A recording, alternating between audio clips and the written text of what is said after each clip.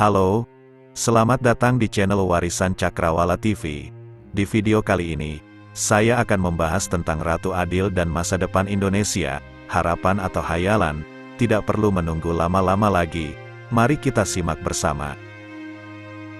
Ratu Adil adalah sebutan untuk sosok pemimpin yang adil dan bijak, yang akan muncul di saat-saat kritis untuk menyelamatkan bangsa Indonesia dari krisis dan kesulitan.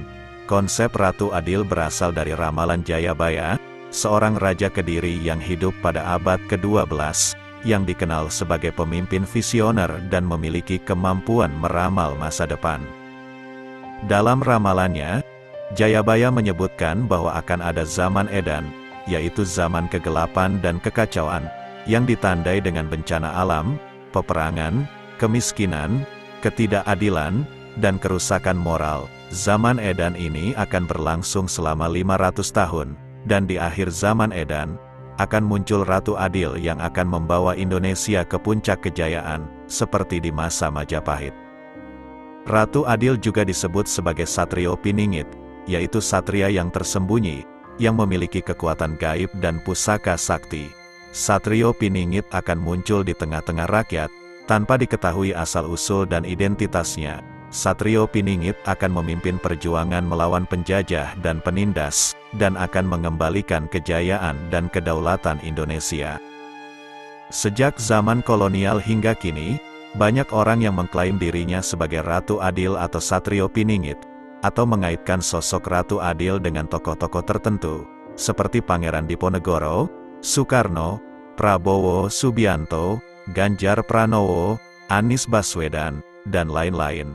Namun, apakah benar ada sosok Ratu Adil yang nyata, atau hanya hayalan belaka? Menurut beberapa ahli, konsep Ratu Adil dan Satrio Piningit adalah simbol dari harapan dan aspirasi rakyat Indonesia, yang menginginkan adanya pemimpin yang adil, bijak, dan peduli. Konsep ini juga merupakan bentuk dari resistensi dan kritik terhadap penguasa yang korup, tiran, dan tidak kompeten. Konsep ini juga mengandung pesan moral, bahwa setiap orang harus berusaha menjadi Ratu Adil dalam dirinya sendiri, yaitu berperilaku adil, jujur, dan bertanggung jawab. Namun, konsep Ratu Adil dan Satrio Piningit juga bisa menimbulkan bahaya, jika dipahami secara literal dan fanatik. Bahaya ini bisa berupa penipuan, manipulasi, kesalahpahaman, kekerasan, dan fanatisme buta. Beberapa contoh bahaya ini adalah: pertama, penipuan. Ada orang-orang yang mengaku sebagai Ratu Adil atau Satrio Piningit, atau mengaku memiliki hubungan khusus dengan mereka, untuk menipu dan mengambil keuntungan dari orang-orang yang percaya. Misalnya, ada orang yang mengaku sebagai keturunan Ratu Adil, dan meminta sumbangan atau bantuan dari orang-orang yang ingin bergabung dengan gerakannya. Kedua, manipulasi. Ada orang-orang yang menggunakan konsep Ratu Adil atau Satrio Piningit untuk memanipulasi dan mempengaruhi orang-orang yang percaya, untuk mendukung kepentingan politik atau ideologi tertentu. Misalnya, ada orang yang mengaitkan Ratu Adil dengan tokoh politik tertentu, dan mengajak orang-orang untuk memilih atau mendukung tokoh tersebut, tanpa melihat track record dan kinerjanya. Ketiga, kesalahpahaman.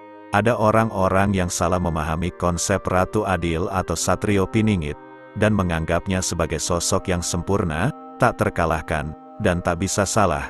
Misalnya, ada orang yang menganggap Ratu Adil sebagai sosok yang akan menyelesaikan semua masalah dan kesulitan yang dihadapi Indonesia, tanpa perlu usaha dan kerja keras dari rakyat sendiri. Keempat, kekerasan. Ada orang-orang yang berbuat kekerasan atas nama Ratu Adil atau Satrio Piningit, dan menganggap tindakan mereka sebagai perjuangan yang mulia dan benar. Misalnya, ada orang yang melakukan pemberontakan, terorisme, atau pembunuhan, dengan alasan membela Ratu Adil atau Satrio Piningit, dan menganggap orang-orang yang tidak sependapat dengan mereka sebagai musuh yang harus dimusnahkan. Kelima, fanatisme buta.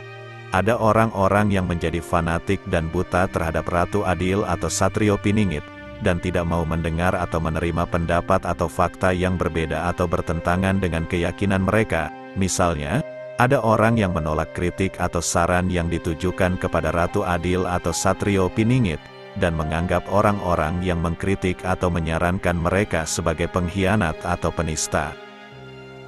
Oleh karena itu, kita harus bijak dan kritis dalam memahami dan menyikapi konsep Ratu Adil dan Satrio Piningit. Kita tidak boleh mudah terpengaruh oleh klaim-klaim yang tidak jelas atau tidak bisa dibuktikan. Kita juga tidak boleh menyerahkan nasib dan tanggung jawab kita kepada sosok yang tidak pasti atau tidak nyata. Kita harus berani berpikir dan bertindak secara mandiri, rasional, dan demokratis, untuk memilih dan mengawasi pemimpin kita. Ratu Adil dan Satrio Piningit mungkin adalah harapan atau hayalan, tapi kita bisa menjadikannya inspirasi atau motivasi, untuk menjadi lebih baik dan lebih adil.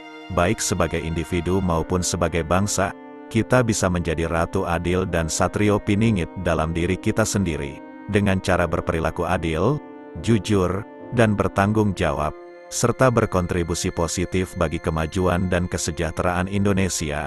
Demikian video yang saya buat, semoga bermanfaat dan menarik. Terima kasih telah menonton. Sampai jumpa di video selanjutnya.